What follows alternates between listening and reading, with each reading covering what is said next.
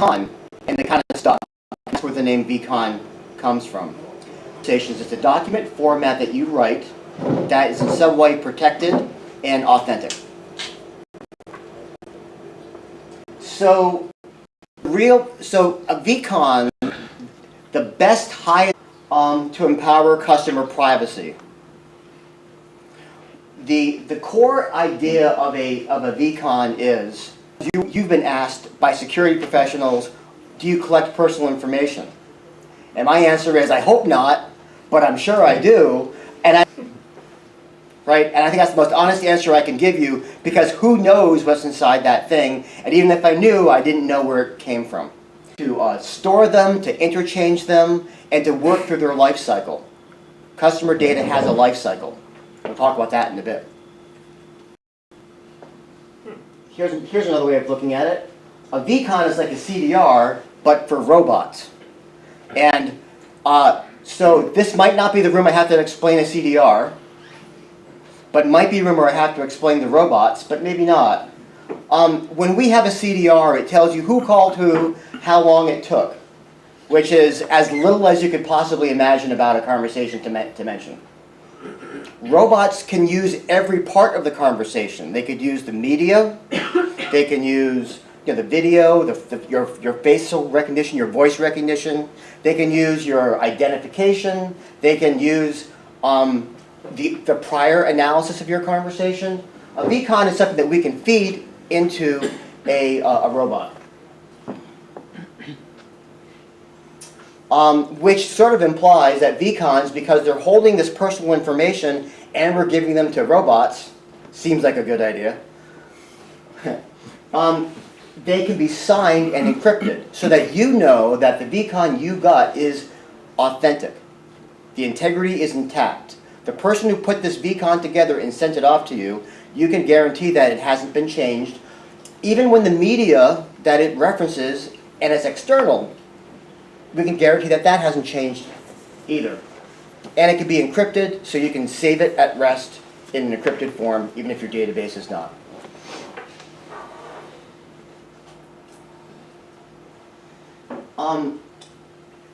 A VCon is like a snowflake. I'm not sure if you have that. I don't think you have a lot of snowflakes here in Portugal. But where I live up in Boston, we have lots of snowflakes. And one of the things that the mothers say all the time is, aren't you a special little snowflake? Because every snowflake is unique. Every VCon is also unique. It's unique in what it contains, obviously, but it can also be unique in what it's trying to convey. And this is one of the reasons why we say it's like a PDF for conversations. You might think that a VCon can hold one conversation, which is absolutely true, but it can also hold all the conversations of a team for a day. It could hold all the conversations for an agent for their lifetime. Anytime you need to put together the information and represent a conversation digitally, a VCon has enough ways that you can represent it for nearly every use case of recording and communications. So it's not just one conversation, it could be many. It doesn't have to be one mode, it can be, as we go through our omni-channel experience, we started here and go over there and go over there, you can represent that in the VCon as well. So, let's talk about the 4 parts of a VCon. They are the dialogues, which is the obvious part. That's the conversation. And we'll get into those details. The identity, who was in the conversation. And we'll talk about the differences between anonymity and identity. They're both important. And the analysis, which is what the robots do to the conversation and leave their mark on it. And the attachments. And the attachments is basically the context of the conversation. Simply, if we're going to record this particular event, the context of the conversation might include this presentation. And it would make that conversation a lot more intelligible because you had the right context. So those are the 4 parts of a VCon. Messaging, video, audio, whatever Mark Zuckerberg's going to sucker us with next, or unpacked. And a packed VCon means that the media is actually inside the JSON package, be separated from others.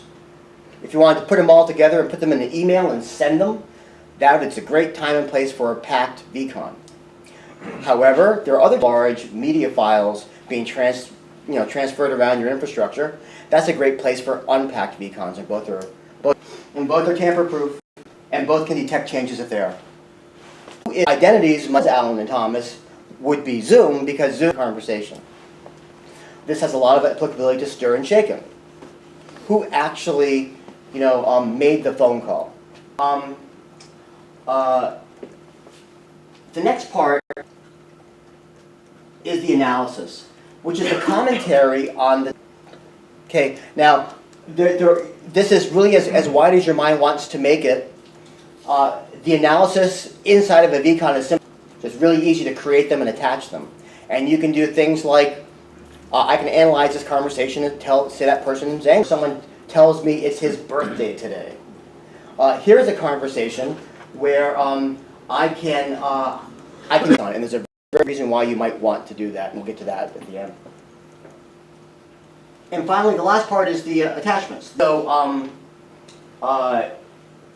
as I gave the example of this conversation, we sell the cars by, we get a lead in from Ford, and the person wants to buy a Ford Mustang, and we talk to the customer. That lead, that we want to do that because someday a robot wants to know, what was the lead, what was John, what did John say, what did John say when you got the lead, what did John say when he picked up the phone? Robots can't know that if they don't have the data. This allows you to put the data in to make the robots have a better chance of doing their particular job. All right. So, who should care? And this is the last part here. And as I've said, we should care because this might, in our field we have done such a great job at the control plane and such a crummy job at the data plane. We do a really good job at making sure that 2 points can connect, but not a good job at taking the data that results from it and use it responsibly. So, the people who should care are companies that record agent conversations or companies that share customer data with other companies, which happens way more than I imagined it would. I'm in the auto market now for the last year, and it's just California, Virginia, Maryland, soon to be the rest of the United States, I'm sure, and companies that use customer conversation machine learning. I can boil it all down. Who should care? Companies. That's the people who should care about this. They are inherently capturing personal information, and not to the level of, oh my goodness, I gave you my mother's maiden name. It's to the level of, I know what your voice sounds like, and I know what your face is like. And unlike my name, which I changed when I got married, I can't change my face, and I can't change my voice. And every time we record somebody, that personal information is recorded. And the amount of data in that happening behind them, what's on their wall, did their wife walk behind you? There is so much more that can get leaked in that we ever could imagine that we're going to have to deal with. What a VCon allows you to do is know what was captured authoritatively. If you have a fact, you can deal with a fact. A VCon captures a fact. Problem coming, and VCons are designed to help us with that problem, and that is in the people. Do I know what information I have about people? No, I don't, but I got a lot of it. And can I figure it out one day? Absolutely. Because when a government organization today says, "Tell me what information," none of us can answer it if we've recorded their conversations. We simply can't. So neither can we guarantee certain things. If we are not responsible, we should expect to be held responsible. And that responsibility is what we're coming into. Now, and here's the real, we're not data salesmen in any way, shape, or form, and never will be. But I'll tell you what we are. We're the guys who stand between 18 manufacturers, Ford, Mercedes-Benz, Toyota, and about 150 car stores in America. And almost without exception, we get a lead from Ford. We talk to the guy. Do you know where the showroom is? How about Thursday? I'm learning how to sell cars.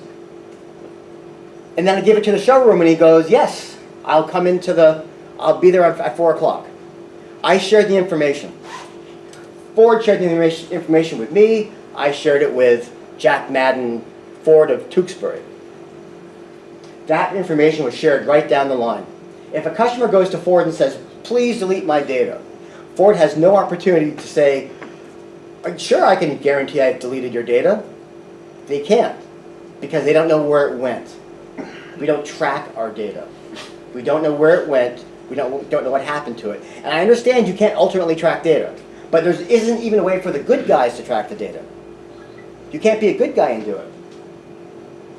And this ends up being the real, finally, one of the largest financial things I've found about vCons. And I think by now, okay, there's fines involved, GDPR fines. We know that Amazon paid $800 million in GDPR fines last year alone. So companies today, we all know this, use our data to feed the robots. They're already feeding robots with our stuff. Well, here's the catch. When a customer says to you, will you please delete my data, the company has to delete the data.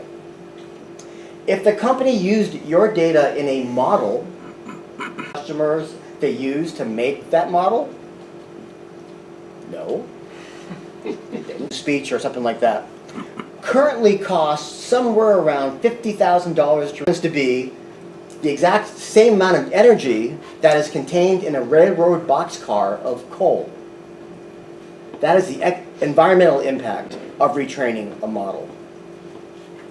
The final point to this is that if you put more training into a model, it gets better over a wide range of times and situations. And that means there's never going to be enough power, because more power will always be advantageous. And if you're going in a race, it's who has the most power.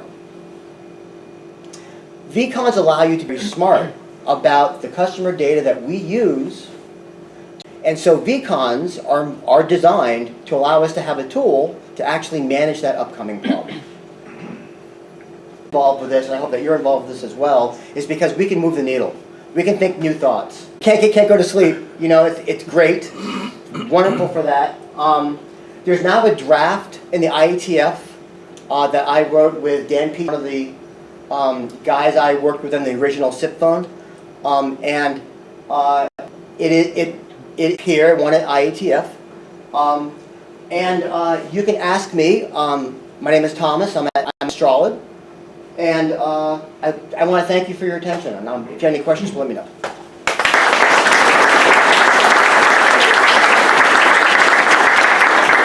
Any questions for Thomas? Yeah, I have a question. Go for it.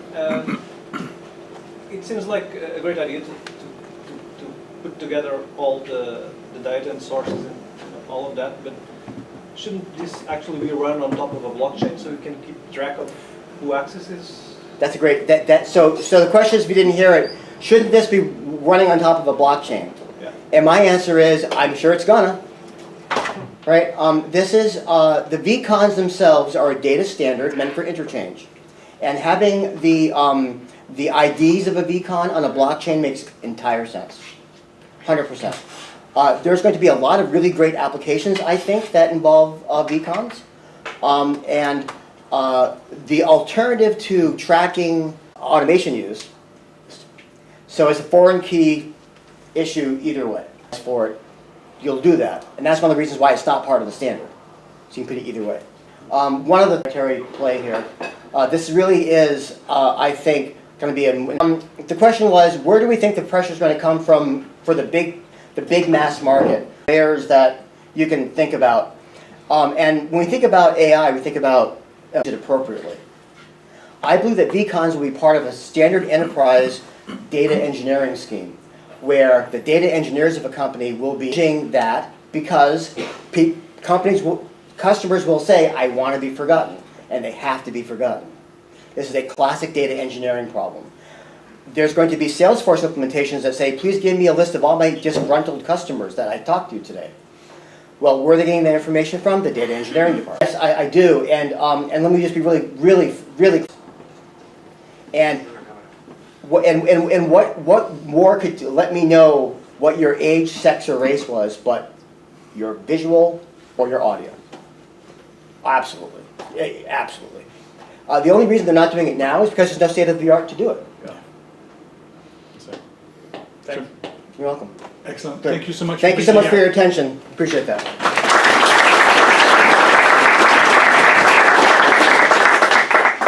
I mean, I've got one here, so we're good.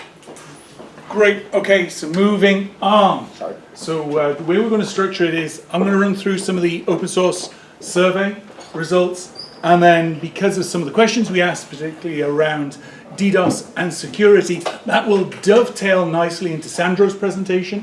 Then after Sandro's presentation, we're then going to do the DDoS workshop. That's when we stop the live stream, so it's just a conversation that takes place earlier this year. So I've been running this survey since 2019.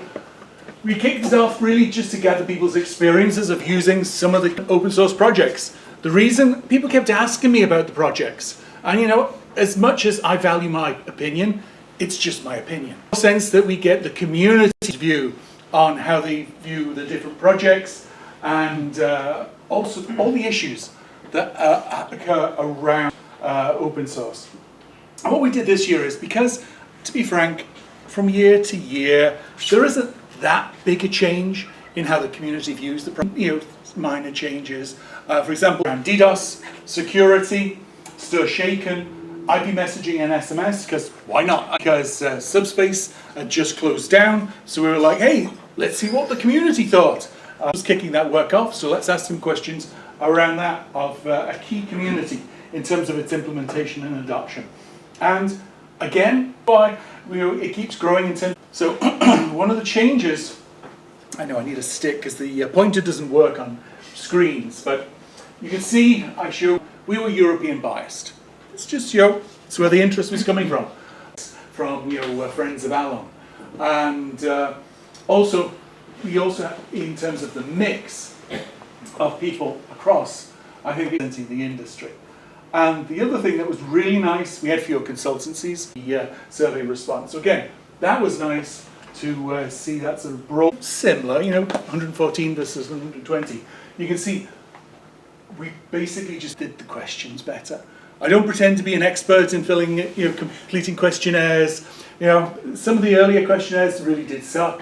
We're getting better, and we just asked it in an easy way where people could just go click and completed the survey.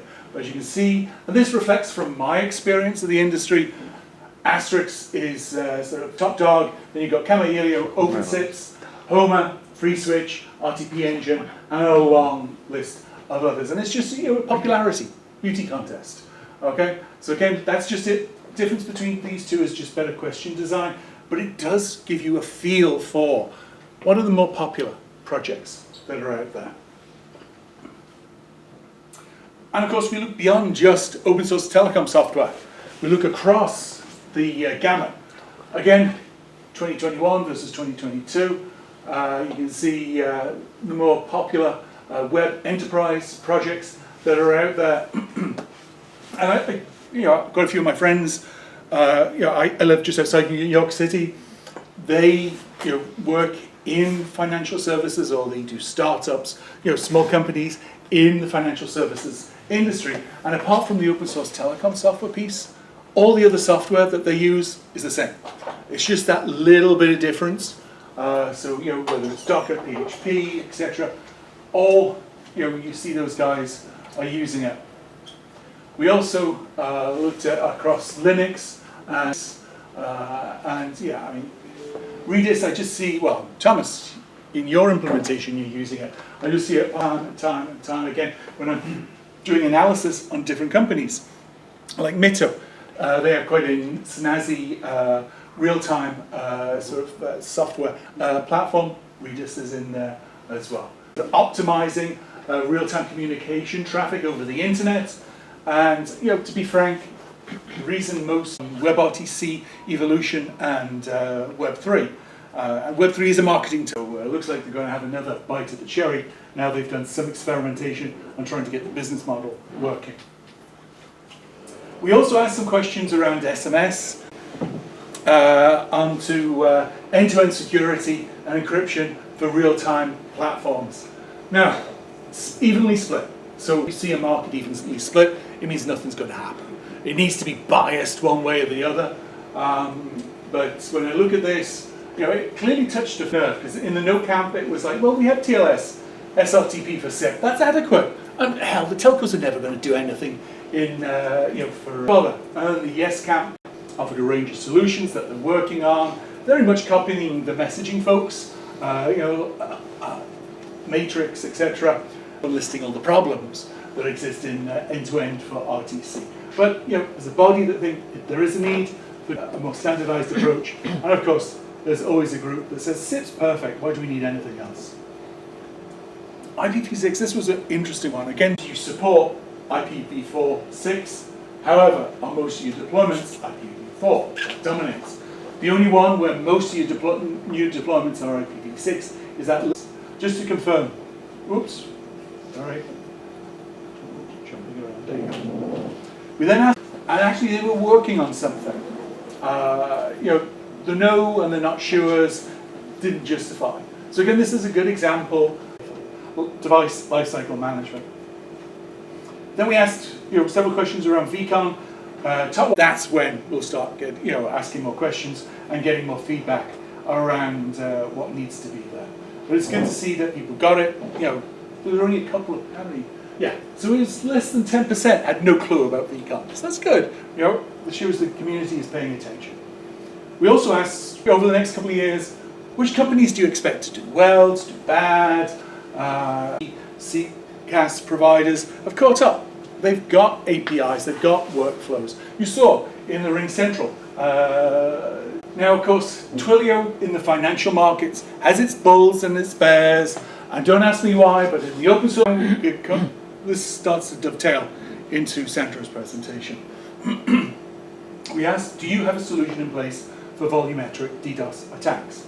And all the attacks that have been published, majority don't have a solution in place. And when we asked what it was, because I'm just passing through what the community said. So that I thought was interesting, and Jeremy later is to just have an open and frank share discussion around what's working, what's not, where is this market going, or where is this problem going.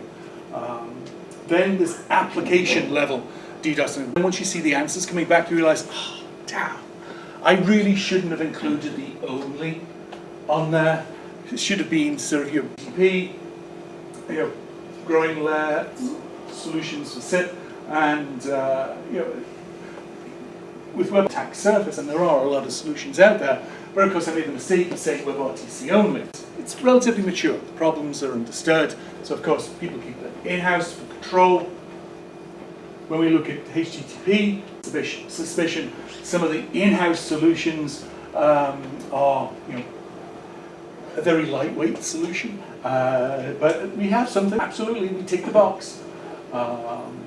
Then, when were your DDoS attacks? As you can see, it's accelerating.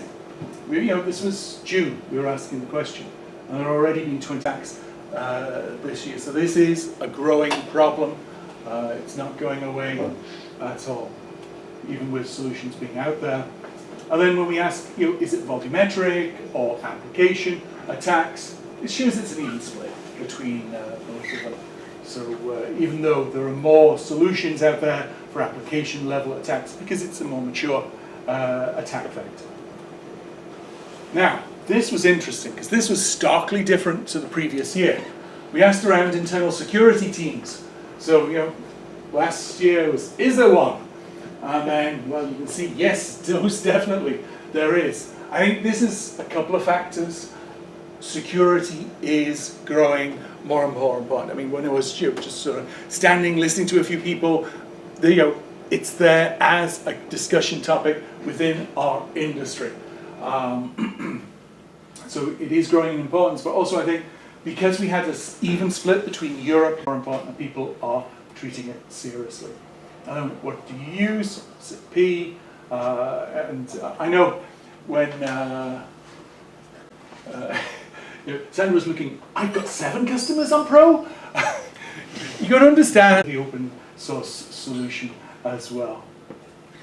Then on security, how much of the security efforts are reactive versus proactive? Again, you can see a big shift, again linked to, I think, both region and the growing importance.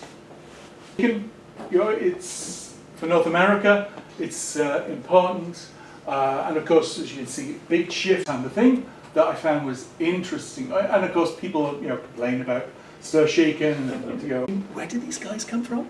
It's lawyers. I could rant a long time about the failure of American education system at producing almost exclusively lawyers rather than engineers, but that's for when we're drinking later. But you can see, there is dissatisfaction. So, once all the smaller providers are beholden to it, it's still not in a foreign land, but it's actually, you're just international going into North America. So, clean up a little bit of time. So this will all be published, and if you have any questions, just ping me.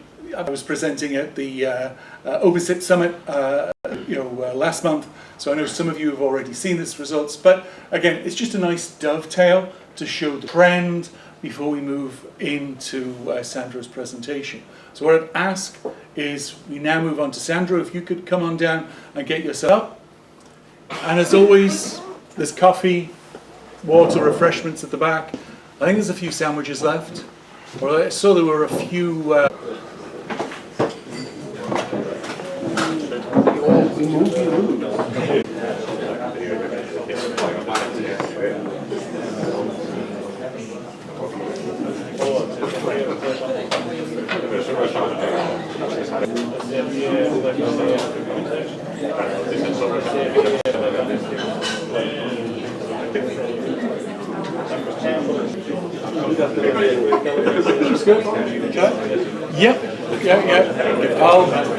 Just give him a minute. Just give you. And then once you finish your presentation, we'll move on into the discussion. Then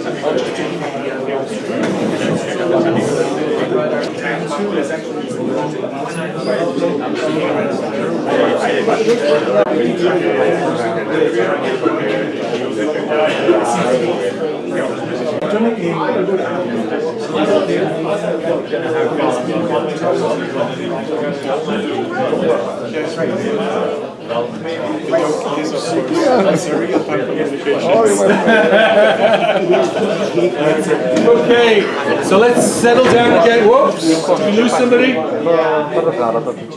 Okay, so let's settle down, and we're now going to have Sandra, so he's going to give a presentation, and then from that'll then lead into the workshop where we can have a chat, and he's got again some slides to sort of direct the conversation on that. So Sandra, over to you.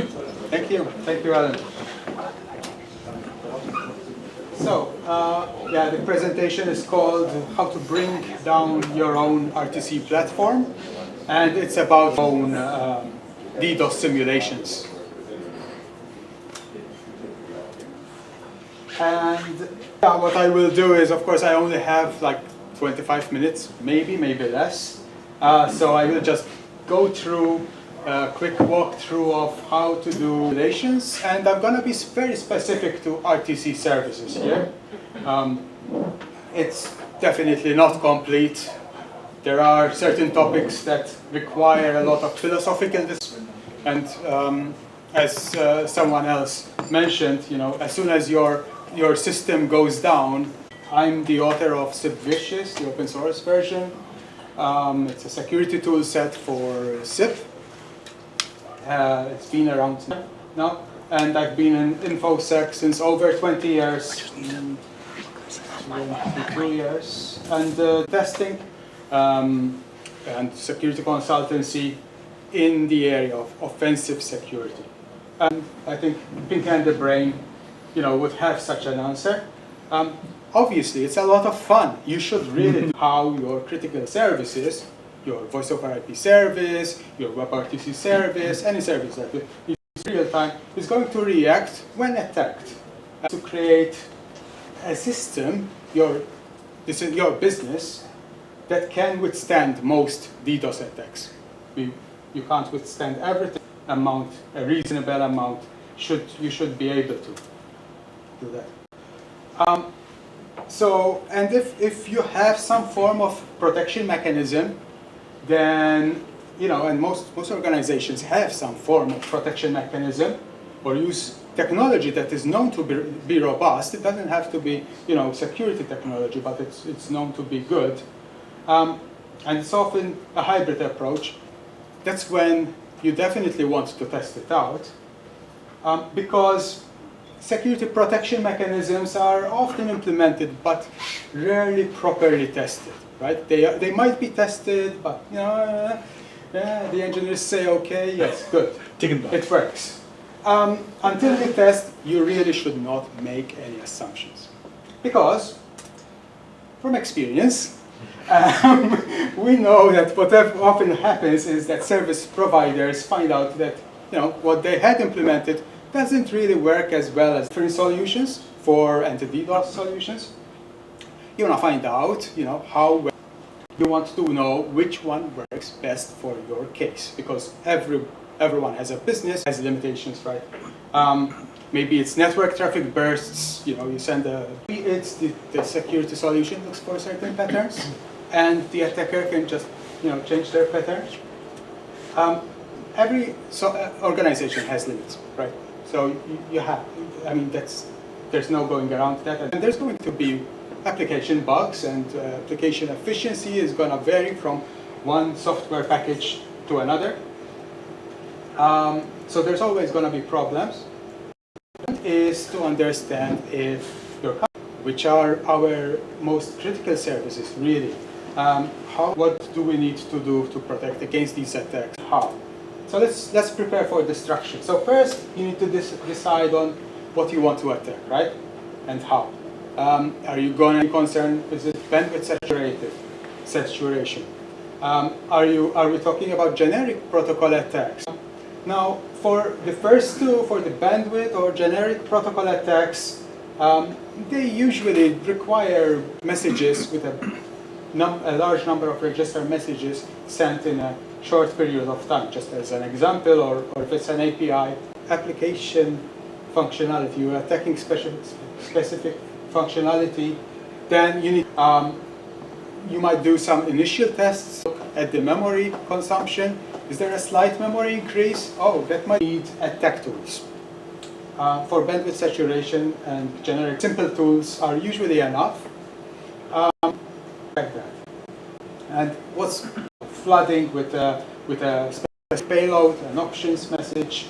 We of course made it as small as possible here so that it fits, but yeah, it's maybe you might change some things, but that's it.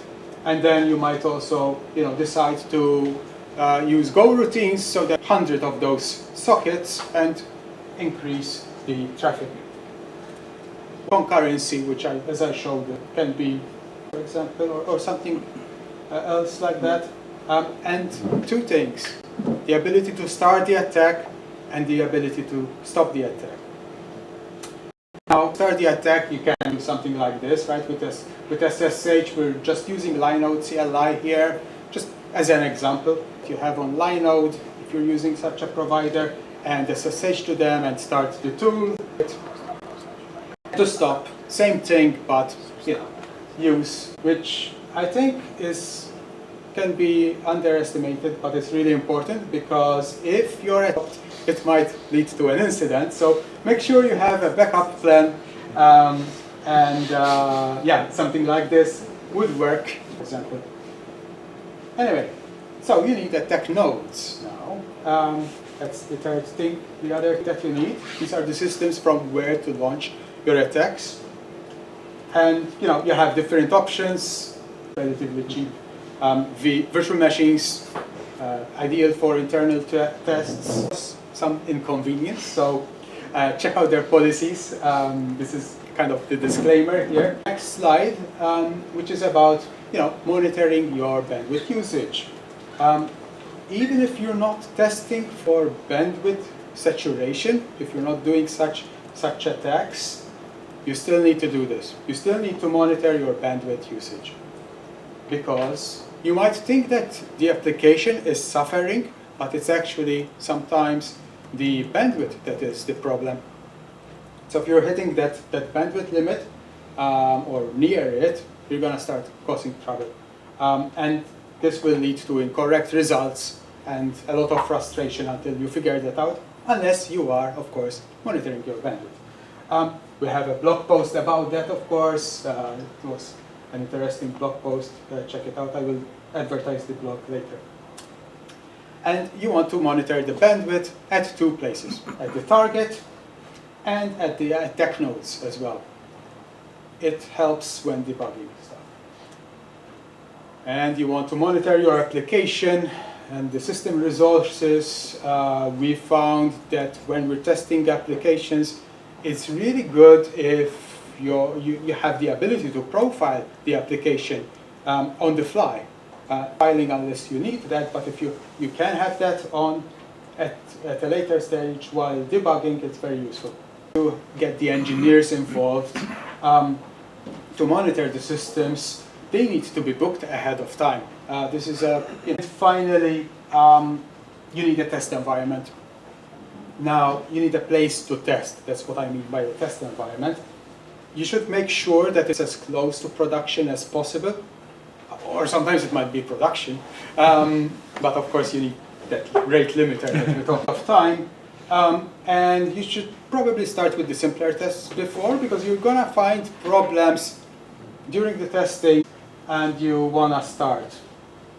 You might need some coffee, but you also need to start monitoring bandwidth, the application, the system resources, and then the dependencies as well. Sometimes you have databases that might be impacted if they are part of the system. So you might, which produces legitimate traffic periodically, every 1 second, and indicates major problems. But we use for such tests, but this is similar to probably what you can come up with. We have 3 parts where we launch the SIP ping, and there's the attack platform client, which controls the attacker nodes. Where's the play button? Let's see it this way. Yeah. All right. So here we have monitoring here with HTOP. Very simple. The finger is going, and now we're starting the attack platform client, which is going to run SIPvicious Pro on various different methods demo. All right. Enter, and we're generating a lot of traffic, 4,000 megabits per second. And you're going to notice the CPU's resources over there spinning up. This is not a high resource machine, but it's good for the demo. And of course, we have timeouts pretty much immediately. Just a quick example, of course. So, next, things will break, of course. And you should get notified through your monitoring system, whatever it is. Maybe different monitoring systems will notify you. You're going to stop and assess. We're going to try to do some real work here. This is what, this is not the fun part. This is the challenging part. But you're going to start trying to figure out what the problem is. Some of it might be done now, some of it later.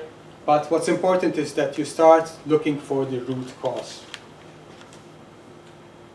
Some best practices, and I think this slide is pretty important. If you're going to do this, automate as much as possible. Capturing the monitoring results, for example, the bandwidth statistics, you can automate that as soon as for each test you get such logs immediately. Have a real-time communication channel with the engineers. We like to use Google Meet because they are not our customers, and we're sure that it's going to be working during that time. Work with the engineers, not against them. This is very important. Sometimes we see approach of different teams working against each other, the security team against the developers or something like that. No, collaborate, don't compete. And this is not a game. You're doing a simulation, and the whole point is to find problems. Not in your opponents, but in your friends' software. Test your tests ahead of time. You're going to have problems in your own tests, so test that. Don't do QA, don't do quality during the actual test. Document each step during when it's done, and the results as well. This can be semi-automated. That's really a great feature. Otherwise, you might forget. You might think that, oh, I will never forget what happened, but we found out that it's very important to keep a log doing documentation. And set a fixed scope, okay? Time frame and know your limits. So don't try to do everything. We stick to two. You know you have problems, so you might accept the risk. But I'm a security professional, so I will not allow you to do that. Depends on the findings. But generally, do root cause analysis. We started talking about it before. It might have it, but you might need a dedicated time and effort after such an exercise where you say, okay, we're going to really try to understand. Sometimes things are straightforward, sometimes not. And then once you have identified the root cause finding, you're going to start talking about solutions and mitigation techniques, and you should probably discuss them. We see a lot of cases where people jump to solutions without a proper assessment, which really undermines the whole effort. A good solution which needs to be practical and make economic sense. It's useless buying a box that costs more than how it costs you to lose in many cases. Do not introduce the solution should not, and it should be implemented, of course, goes without saying. Some examples. So, for example, we saw an outdated library, a logging library that was causing locking. Updating that library would have been a dependency hell meant that it wasn't. Changes in the application configuration. This is great when you have such a problem. The configuration of the application, and off you go. Hopefully, rate limiting solutions. One caveat. As business people, we like to think that I'll buy more resolutions. Don't rely on that. Buying more resources will only get you so far, in my opinion. Finally, documentation and retest. So update your documentation with details about the solution. Test this at work. Where does it fail? Okay, it might work, but it might also fail if you change the attack a little bit. Mm-hmm. There's this feedback loop. So you can do more of it. Anyway, so yeah, the whole point is you learn by doing DDoS simulations. You learn things that you really didn't know about your own platform. I have to guess how you will handle a real attack, right? As a real cat and mouse game. So it's not that easy. No security solution is perfect, and that's where disaster recovery comes in place. Of course, you really want to answer the question of how will we handle the next time. For the demos and this feedback, a lot of the denial of service stuff is also his work, and our clients, of course, for allowing us to have some fun. Yeah, if you want to get in touch, keep up with what's going on in real-time communications security. Thanks.